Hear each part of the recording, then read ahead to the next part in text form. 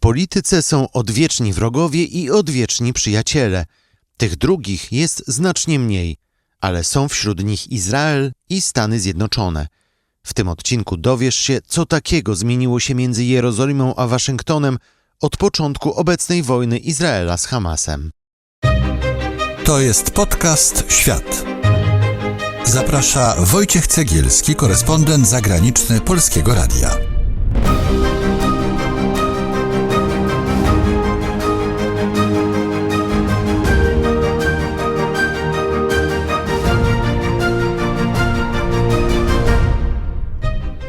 Joe Biden był jednym z pierwszych światowych przywódców, który poleciał do Izraela zaraz po tym, gdy zaczęła się nowa wojna z Hamasem.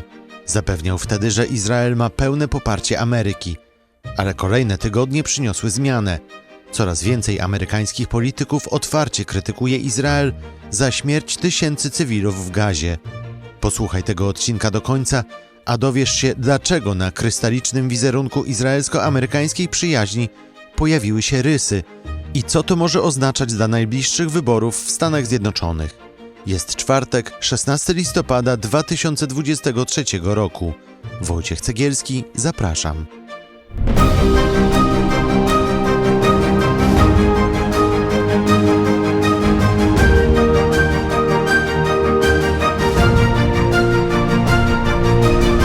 As Golda Meir, the most important person I've ever had the honor to play. Dziesiątki tysięcy osób pojawiły się w miniony wtorek w centrum Waszyngtonu. Marsz dla Izraela był największym takim zgromadzeniem w Ameryce od początku wojny z Hamasem i jedną z największych proizraelskich demonstracji w Stanach Zjednoczonych w historii. Ale w ostatnich tygodniach Amerykanie widzieli mniejsze, choć liczne propalestyńskie demonstracje, a część polityków lewicy otwarcie krytykowała Izrael, co wcześniej w Stanach Zjednoczonych zdarzało się rzadko, bo Ameryka od początku powstania państwa Izrael była jego największym sojusznikiem i mocarstwem, bez którego Izrael, zwłaszcza finansowo, już by nie istniał. Od 1948 roku Stany Zjednoczone przeznaczyły ponad 130 miliardów dolarów dla Izraela. Rocznie na broń i inwestycje wojskowe Ameryka przeznacza niemal 4 miliardy dolarów. Spora część tych pieniędzy to fundusze na finansowanie żelaznej kopuły, czyli osławionej izraelskiej tarczy antyrakietowej. Ameryka od zawsze popierała państwo Izrael, jeśli chodzi o klasę polityczną i mieszkańców Stanów Zjednoczonych. Marek Wałkuski, korespondent Polskiego Radia w Stanach Zjednoczonych i jedyny polski dziennikarz na stałe akredytowany przy Białym Domu, jest gościem tego odcinka. Wynika to z różnych czynników, ale jednym z nich jest takie poczucie, które panuje i panowało w Stanach Zjednoczonych, że Stany Zjednoczone za mało zrobiły w latach 30. czy podczas II wojny światowej, żeby ratować Żydów z Holokaustu, że ich państwo odsyłało statki z migrantami żydowskimi, którzy chcieli przypłynąć do Stanów Zjednoczonych z Europy, że później nie zareagowało we właściwy sposób albo nie mogło zareagować, no ale jednak takie poczucie, że Ameryka zrobiła za mało, istniało i to się przełożyło zarówno na poparcie amerykańskich polityków dla państwa Izrael. W większości konfliktów, jakie miały miejsce w przeszłości, Stany Zjednoczone, mówię o amerykańskiej klasie politycznej, o amerykańskim rządzie, opowiadała się zwykle po stronie Izraela, ale także jeśli chodzi o większość Amerykanów, to jest tutaj dosyć duże poparcie dla Izraela, aczkolwiek społeczeństwo amerykańskie też jest niejednolite. Jeżeli popatrzymy na badania opinii publicznej, to nawet ten konflikt, który ma miejsce w tej chwili, jest niejednoznacznie oceniany, a ta niejednoznaczność, bo zaczęło się od zdecydowanego poparcia Amerykanów dla państwa Izrael, dla Izraelczyków po tym, co zrobił Hamas 7 października, no ale teraz te nastroje trochę się w Stanach Zjednoczonych zmieniają. A dlaczego się zmieniają? Czy to jest kwestia tego na przykład, że jednak populacja muzułmanów, czy też imigrantów z krajów arabskich w Stanach Zjednoczonych rośnie i jest znacznie większa niż była w czasie poprzednich wojen? Myślę, że nie, dlatego że w tej chwili w Stanach Zjednoczonych mieszka około 3,5 miliona Amerykanów arabskiego pochodzenia czy muzułmańskiego pochodzenia. To cały czas jest bardzo niewielka liczba, porównywalna do Żydów, którzy mieszkają w Stanach Zjednoczonych. To jest około 1% amerykańskiego społeczeństwa, więc to na pewno nie ten czynnik jest decydujący. Ja myślę, że to są dwa elementy. Po pierwsze, świadomość i pamięć o II wojnie światowej, czy o tym, co działo się w latach 30., jest trochę mniejsza już z czasem. To ma mniejsze znaczenie, jeśli chodzi o ocenę Amerykanów dla sytuacji na Bliskim Wschodzie, o ocenę Izraela, ale także sam przebieg tej operacji, którą prowadzi Izrael, zmienia powoli nastawienie amerykańskiej opinii publicznej do tego konfliktu. Dzisiaj dosłownie Reuters opublikował sondaż jeszcze 2-3 tygodnie temu, czyli po ataku Hamasu na Izrael. Ponad 40% Amerykanów uważało, że Stany Zjednoczone powinny zdecydowanie poprzeć Izrael, a niespełna 30% uważało, że powinny zachować się neutralnie w sprawie tego konfliktu. W tej chwili to się odwróciło i prawie 40% Amerykanów uważa, że Ameryka powinna być bardziej neutralna, a już tylko około 30% uważa, że powinna jednoznacznie i w pełni popierać Izrael, niezależnie od tego, jak ta operacja izraelska w strefie gazy jest prowadzona. Mieliśmy informacje od już kilku ładnych tygodni o takich antysemickich wydarzeniach, nazwijmy to na uniwersytetach, na kampusach w Stanach Zjednoczonych, ale rozumiem, że to mogła być kwestia tego, że te kampusy są mocno lewicowe, a lewica jednak popiera bardziej Palestyńczyków niż Izrael, ale rozumiem, że ogólnie ten spadek poparcia dla Izraela wynika pewnie z tego, że coraz więcej jest informacji o bombardowaniach cywilów, po prostu o rosnącej liczbie ofiar śmiertelnych, cywilnych ofiar w Palestynie, w Gazie. No tak, myślę, że to, że od miesiąca widzimy głównie ofiary po stronie palestyńskiej, sprawia, że ten punkt ciężkości się przesuwa. Ludzie już troszkę zapomnieli o tym, co widzieli miesiąc temu, w sytuacji, w której codziennie widzą te ostatnie obrazy, czyli bombardowanych budynków, ofiar po stronie cywilnej, jeśli chodzi o Palestyńczyków. Ale to także wynika z tego, że to poparcie dla Izraela w Stanach Zjednoczonych, czy nastroje proizraelskie są znacznie bardziej wyraźne u starszego pokolenia Amerykanów. Jeśli popatrzymy na sondaże, to wśród osób starszych powyżej 60 roku życia 60-70% Amerykanów wyraża jednoznaczne poparcie dla Izraela. Jeżeli popatrzymy na ludzi w wieku 20 kilku, 30 lat, to poparcie spada do 30-40%. Także mamy ogromną przepaść pokoleniową i z tego także powodu mieliśmy do czynienia z tymi manifestacjami, demonstracjami na amerykańskich uniwersytetach, gdzie dochodziło do incydentów antysemickich, ale mieliśmy także do czynienia z wielką manifestacją propalestyńską tutaj w Waszyngtonie, gdzie przed Białym Domem powiewały flagi autonomii palestyńskiej, gdzie uczestnicy wspinali się na ogrodzenie Białego Domu, gdzie malowali farbą, tak jak kiedyś przy okazji manifestacji Black Lives Matter w Waszyngtonie pomalowano pomnik Kościuszki, tak teraz jednego z francuskich bohaterów wojny o niepodległość Stanów Zjednoczonych pomalowano farbą napisami Wolna Palestyna albo Precz z Izraelem. Także jedna rzecz to jest to, co widzimy, przebieg tego konfliktu, ale druga także to jest to, że wśród młodszego pokolenia Amerykanów to poparcie dla Palestyńczyków jest większe niż wśród Amerykanów, którzy pamiętają II wojnę światową, pamiętają wydarzenia z lat 30., bardziej uczyli się historii. Dla tych ludzi ta historia jest bliższa i to, że Stany Zjednoczone mają to poczucie winy, czy takie zobowiązanie do tego, że będą wspierać państwo Izrael, wśród młodszego pokolenia jest znacznie mniejsze.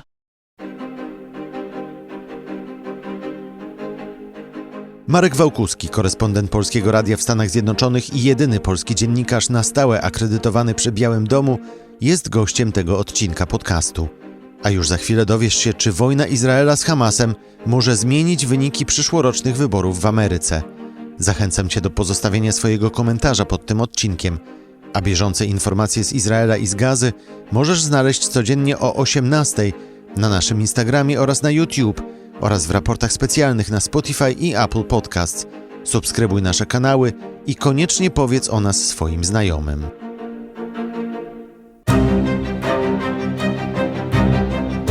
To jest podcast Świat.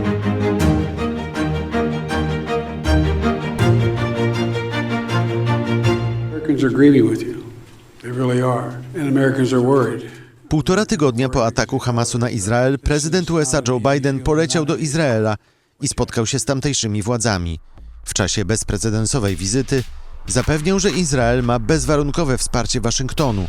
W ciągu miesiąca w Izraelu 3-krotnie był też najważniejszy amerykański dyplomata, sekretarz stanu Antony Blinken. Ale im więcej pojawiało się informacji o bombardowaniach cywilnych budynków w Gazie i o tysiącach zabitych Palestyńczyków, tym częściej z Białego Domu płynęło grożenie palcem w kierunku rządu Benjamina Netanyahu, choć amerykańskie władze cały czas zapewniają, że nie zmienia to wsparcia dla Izraela. Myślę, że dwa elementy tu wchodzą w grę, czyli pierwszy, ten, o którym już wspomniałem, czyli takie poczucie, głębokie poczucie u Joe Bidena, którego relacje z środowiskiem amerykańskich Żydów, ale także z Izraelem sięgają dziesiątków lat wstecz, odkąd tylko był senatorem Partii Demokratycznej w amerykańskim kongresie. Poczucie, że Stany Zjednoczone powinny wspierać Izrael, dlatego że jest to bezpieczne miejsce dla Żydów, dlatego że jest to odpowiedź na setki lat antysemityzmu. Zresztą o tym mówił Biden w tych pierwszych wystąpieniach. Przypominał swoje wizyty w Izraelu. Mówił o tym, że rozmawiał z izraelskimi Żydami o ich państwie i o tym, że dla nich Izrael jest jedynym miejscem, w którym czują się naprawdę w 100% bezpiecznie i który jest odpowiedzią na te setki lat antysemityzmu, z którymi naród żydowski się spotykał. Biden cytował taką opowieść, anegdotę, że podczas rozmowy z Żydami w czasie jednej z wizyt usłyszał, że Izrael zawsze będzie istniał dlatego, że Żydzi nie mają dokąd pójść. Wrażliwość na kwestię antysemityzmu u Bidena, na historię amerykańską jest znacznie większa niż u młodych Amerykanów. Więc pierwsza rzecz to jest przekonanie, że to jest słuszna rzecz, czyli wspieranie państwa Izrael w tym konflikcie z Hamasem. Ale jest jeszcze jeden element, moim zdaniem nie mniej istotny. Biden od początku swojej prezydentury mówił o tym, że na świecie mamy do czynienia z rywalizacją demokracji z autorytaryzmem. I Biden klasyfikuje Izrael po stronie państw demokratycznych, podobnie jak Ukrainę. W przeciwieństwie do tej osi terroru czy osi zła, którą tworzą Rosja, Chiny, Iran, do tej samej grupy Biden zalicza Hamas, który zresztą wizytował Moskwę, którego przedstawiciele byli w kontakcie z przedstawicielami państwa rosyjskiego, Rosji. W związku z tym dla Bidena konflikt w Izraelu, konflikt w strefie Gazy to jest część tego szerszego konfliktu, szerszej rywalizacji pomiędzy światem demokratycznym, światem zachodnim, a światem autokratów, światem, który nie chce przyjąć zasad demokratycznych. Stąd zresztą w momencie, w którym rozpoczął się konflikt w strefie Gazy, Biden rozszerzył ten pakiet pomocy dla Ukrainy o Izrael. Także to jest bardzo ważny element, jeśli chodzi o przekonanie Bidena.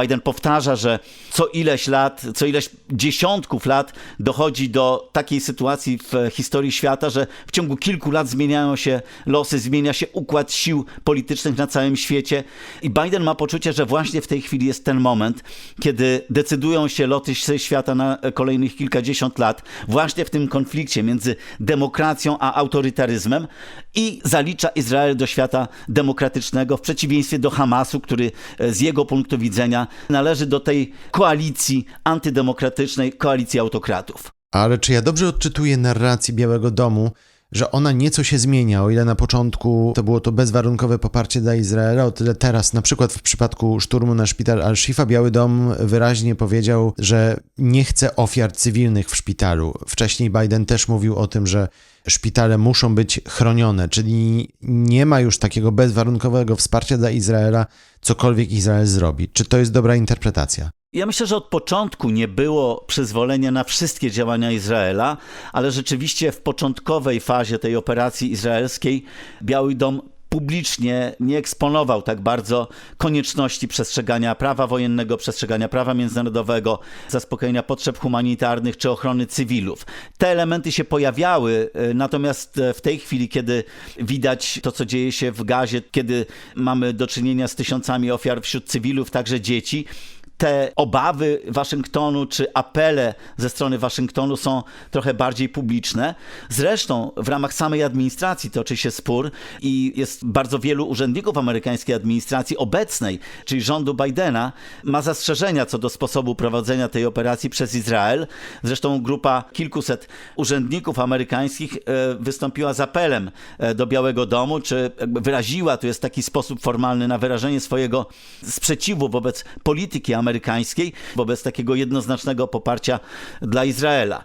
Ale tak jak mówiłem, to nie jest tak, że Biden czy amerykańska administracja popiera wszystko, co robi Izrael. Paradoksalnie myślę, że fakt, że tak mocne poparcie Biden wyraził dla Izraela na samym początku tego konfliktu, które zresztą w Izraelu zostało znakomicie przyjęte, sprawia, że w tej chwili jego wpływ na to, co robi premier Netanyahu, czy robi Izrael, jest prawdopodobnie większy niż gdyby zachowywał się początkowo inaczej, bo wtedy byłby po prostu niesłuchany. A teraz, mając świadomość tego, że Stany Zjednoczone są jednym z największych sojuszników Izraela, no jednak wiele postulatów amerykańskich dotyczących czy korytarzy humanitarnych, czy tego wstrzymywania operacji wojennych, czy tego, jaką amunicję, jakie bomby Izrael zrzuca na cele w strefie Gazy, no jednak to Izrael widać, że bierze pod uwagę. A jak to może zakończyć się dla Joe Bidena, dla wyników wyborów w 2024 roku, czy w ogóle dla procesu politycznego w Stanach Zjednoczonych? Na pewno mu nie pomaga, tym bardziej, że jeżeli popatrzymy na wsparcie dla Izraela ze względu na poglądy polityczne Amerykanów, to widzimy, że wśród demokratów to poparcie dla Izraela jest znacznie mniejsze niż wśród republikanów. Czyli gdyby republikański prezydent tego rodzaju politykę realizował, w jego własnej partii nie wywoływałoby to tak wielu kontrowersji. W przypadku demokraty, jakim jest Joe Biden, mamy do czynienia z krytyką także ze strony samej partii czy części polityków Partii Demokratycznej, progresywnego, lewicowego skrzydła Partii Demokratycznej, ale to, co najbardziej może zagrozić Bidenowi, to to, że bardzo wielu młodych ludzi nie podoba się to, co robi, jeśli chodzi o wsparcie dla Izraela, otwarcie krytykuje Bidena za to, a nawet słychać takie wypowiedzi wielu młodych ludzi, którzy mówią, że w poprzednich wyborach głosowali na Bidena, a teraz po tym, jak zachowuje się w sprawie konfliktu izraelsko-palestyńskiego, już nigdy na niego nie zagłosują. Także to może kosztować Bidena utratę części poparcia. Oczywiście czasu do wyborów jest jeszcze bardzo dużo, bo rok, więc wszystko może się zmienić, ale na pewno jego postawa w sprawie konfliktu izraelsko-palestyńskiego nie pomaga mu, jeśli chodzi o jego notowania polityczne czy szanse w następnych wyborach. Ale to jest właśnie dowód na to, że postępowanie Bidena, czy wypowiedzi Bidena, czy działania Bidena w tej sprawie nie są oportunistyczne. On, gdyby brał pod uwagę nastroje polityczne we własnej partii i kalkulował politycznie, co mu się bardziej opłaca, to zająłby od początku bardziej neutralne stanowisko. Także to jest kolejny dowód na to, że postawa Bidena w sprawie działań Izraela wynika z jego głębokich przekonań, a nie kalkulacji politycznych. Marek Wałkuski, korespondent Polskiego Radia w Stanach Zjednoczonych i jedyny polski dziennikarz na stałe akredytowany przy Białym Domu, opowiadał o tym, dlaczego Joe Biden wspiera Izrael i dlaczego jego wygrana w wyborach za rok stanęła pod znakiem zapytania. Podcast Świat to najlepsze miejsce, by dowiedzieć się więcej o wojnie Izraela z Hamasem, o genezie konfliktu izraelsko-palestyńskiego, ale także o amerykańskiej polityce. Na naszym kanale na YouTube znajdziesz zarówno izraelsko-palestyńską, jak i amerykańską playlistę. Zobacz i posłuchaj, a na pewno nie będzie to czas stracony. Premierowe odcinki podcastu możesz znaleźć w każdy czwartek na kanale Podcast Świat na YouTube oraz na stronie internetowej Polskiego Radia i na platformach podcastowych, w tym Spotify, SoundCloud i Apple Podcast. Na naszym kanale na YouTube w każdą niedzielę pojawiają się też filmy z niebanalnymi historiami z całego świata, a w tygodniu na YouTube i na Instagramie Podcast Świat o 18:00 dajemy Ci najważniejszy światowy news dnia. Subskrybuj nas na YouTube i włącz powiadomienia. Śledź nas też na Instagramie. Komentuj, krytykuj i koniecznie powiedz o nas swoim znajomym. Teraz to wszystko. Ja nazywam się Wojciech Cegielski. Dziękuję za uwagę i wracam za tydzień.